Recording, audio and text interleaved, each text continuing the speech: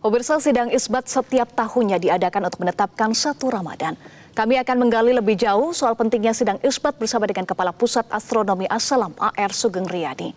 Assalamualaikum Pak Sugeng. Waalaikumsalam Mbak Eva. Iya Pak Sugeng, apa sebetulnya makna dari sidang isbat dalam memberikan kepastian bagi umat Islam? Baik, sidang isbat itu hakikatnya adalah pengumuman resmi, tapi itu kaitannya dengan ibadah, khususnya ibadah mengawali bulan Ramadan dan mengakhiri bulan Ramadan. Ya. Jadi isbat yang kemudian kita laksanakan di negara Indonesia ini adalah awal Ramadan dan akhir Ramadan atau awal Syawal begitu, plus awal Dzulhijjah. Karena di 3 momen itu di sana ada ibadah yang di situ bersifat keumatan. Bersifat massal ya, seolah-olah satu negara ini kita sedang merayakan dan mengadakan ibadah bersama-sama. Maka kalau tidak ada pengumuman formal yang bersifat kenegaraan, ini akan menimbulkan persoalan dan nanti bisa sering terjadi perbedaan dan perpecahan.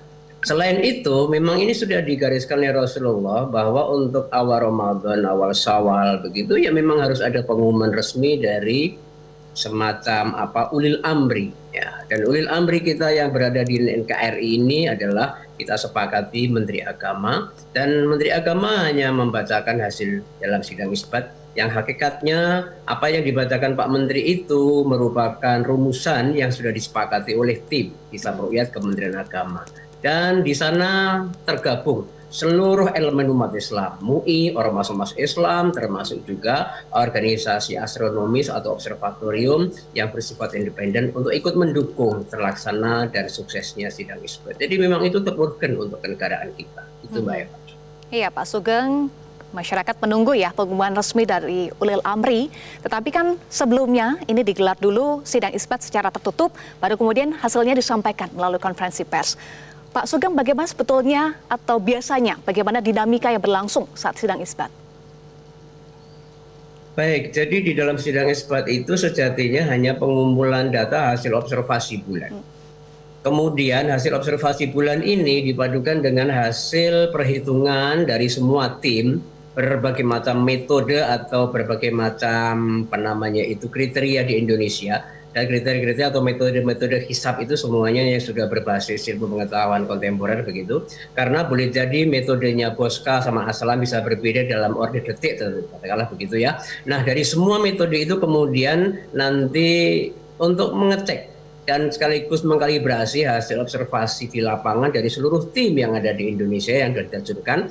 Dan dari perpaduan dari hasil ruqyah dan pengawalan dari hisabnya ataupun perhitungan para tim itulah yang kemudian nanti menjadi satu rumusan tunggal yang itu akan menjadi rekomendasi untuk dibaca dalam sidang isbat Pak Menteri Agama. Begitu kira-kira yang terjadi di forum gitu Mbak Eva. Ya Pak Sugeng, di sejumlah wilayah, tadi sudah ada laporan dari rekan kami, dari Indonesia Barat, Tengah, dan Timur, hilal tidak terlihat. Nah, apa saja yang mempengaruhi visibilitas hilal? Baik, penampakan atau visibilitas hilal ini banyak penyebabnya. Yang pertama adalah ketinggian hilal dari ufuk. Yang kedua, jarak hilal dari matahari ataupun jarak bulan ke posisi matahari gitu ya. Dan yang ketiga tentunya adalah cuaca. Jadi meskipun hilalnya sangat tinggi, tapi ketika seluruh langit ini mendung, tentunya nggak akan kelihatan.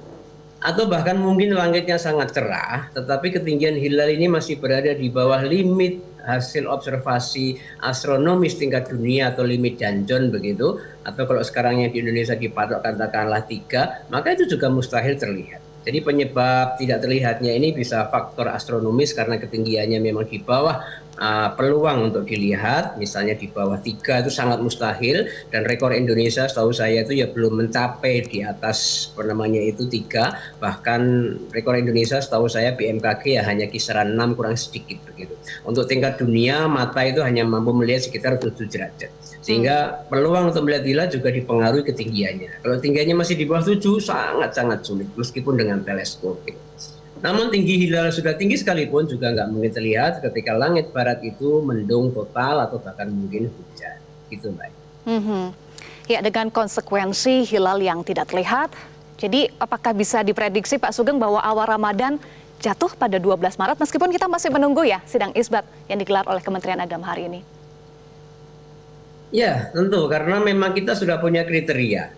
Karena kalender itu akan baku kan ada kriterianya, kemudian ada otoritas yang nanti akan mengumumkan dan kita ada batas wilayah sebagaimana Indonesia ini gitu ya. Karena kriteria untuk awal Ramadan ini belum terpenuhi versi pemerintah Republik Indonesia, maka nanti Menteri Agama gitu ya akan mengumumkan bahwa kita akan istiqmal gitu. Tapi memang ini harus dilakukan pengumuman karena memang ini untuk kepentingan negara. Dan kenapa ruqyah tetap dilakukan? Karena kaitannya bahwa ruqyah itu untuk umat Islam sebagian dianggap sebagai sebuah ibadah dan sekaligus pendidikan. Karena tidak semua umat Islam itu paham bagaimana sih sebenarnya proses ruqyah hilal itu dan bagaimana sih hisab itu kemudian dipakai untuk memandu ruqyah.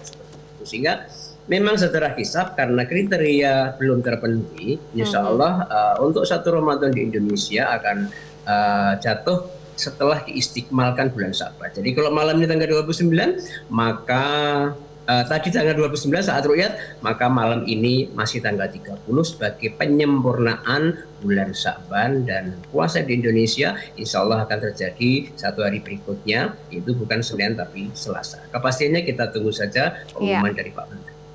Kita tunggu kepastiannya ya Pak Sugeng. Artinya berarti tahun ini masih ada perbedaan penentuan satu Ramadan ya. Kemudian kalangan pakar astronomi masih berupaya mencari kalender Islam global. Apa pentingnya, apa urgensinya Pak Sugeng?